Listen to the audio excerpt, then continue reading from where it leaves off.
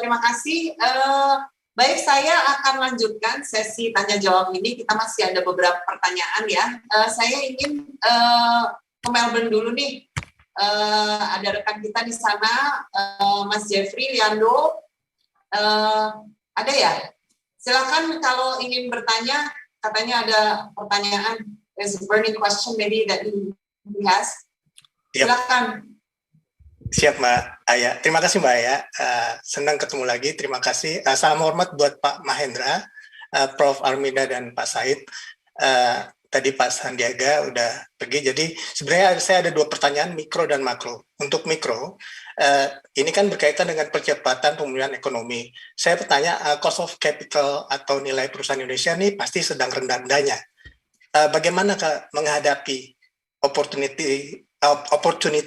opportunis dari asing? Karena asing itu biasanya dia melihat kalau lagi rendah diambil, ya kan? Seperti Mbak Aya tahu lah trik-trik itu. Dan pertanyaan kedua makro.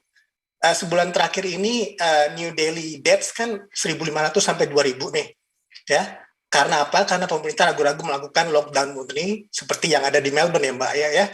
Karena apa? Karena mungkin nggak ada dana anggaran untuk tunjangan sosial, karena setiap kita buat lockdown pasti ada yang berhenti kerja atau ada yang nggak kerja. Nah itu kan udah kewajiban pemerintah untuk memberikan mereka tunjangan sosial atau benefit seperti yang ada di sini.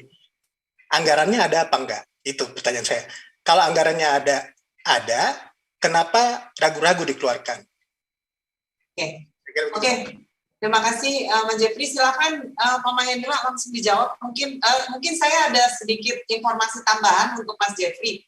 Itu angka kematian harian itu akhir-akhir ini agak sedikit terdistorsi menurut Pak Luhut kemarin karena ada data-data yang terakumulasi dari minggu-minggu sebelumnya. Tapi ya memang kita tidak mendinai bahwa memang angka kematian itu di atas 1.000 ya. Jadi memang situasinya agak parah sih. Makanya Indonesia kan jadinya termasuk sempat menjadi global pandemic epicenter karena angka kematian ini gitu. Baik, Pak Mahendra, kami persilahkan. Baik, kalau untuk pertanyaan pertama, saya rasa lihatnya lebih ke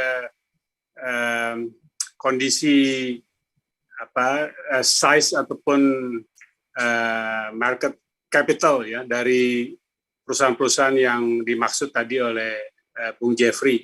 Nah, kalau itu saya rasa valuasi yang turun dari perusahaan-perusahaan itu berlaku secara global ya. Nah, memang kemudian apakah naik atau tidak naiknya itu tentu dilihat dari kacamata apakah kelebihan dana yang ada di dalam negeri karena banyak likuiditas maupun juga extra saving kemudian dipakai untuk membeli perusahaan itu atau untuk yang lain. Karena juga di tempat lain, di negara lain hal serupa juga berlangsung.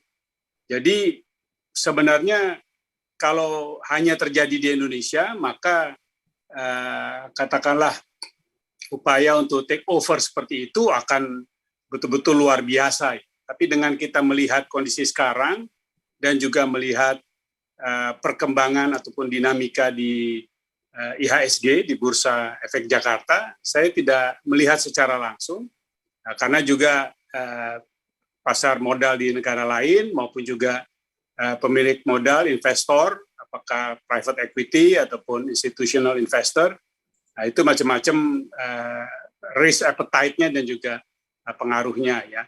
Nah kalau yang kedua, berbeda dengan di Australia, kalau konteks untuk lockdown di sana itu kan memang betul-betul total lockdown ya, sehingga yang bekerja, yang memang juga diperlukan untuk di industri dan beberapa lainnya itu sebagian besar tidak ada pengecualian.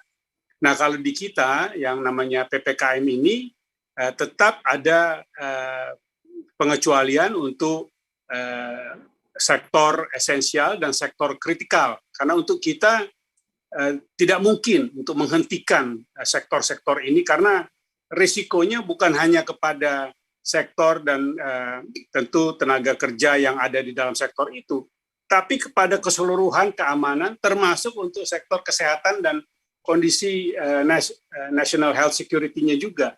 Jadi saya rasa berbeda, dan untuk kondisi yang di PHK memang sekarang tunjangan untuk pemutusan hubungan kerja itu kombinasi antara yang dana disediakan oleh lembaga untuk menjamin pemutusan hubungan kerja, dan juga pengusaha tempat perusahaan itu bekerja, kombinasi. Nah, pemerintah juga memberikan kontribusi di dalam besaran itu.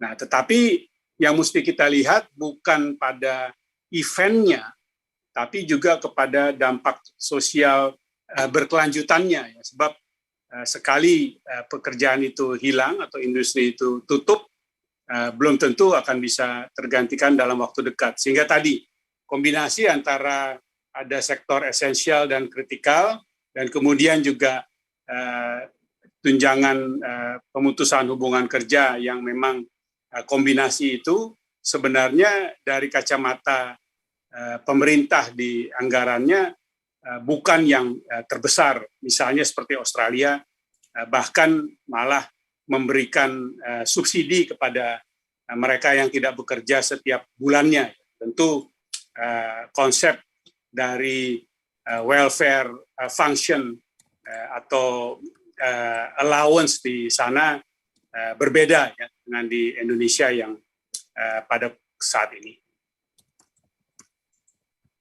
Bagaimana Mas Jeffrey? Terima kasih Pak Mahendra. Saya akan lanjut ke penanya berikutnya.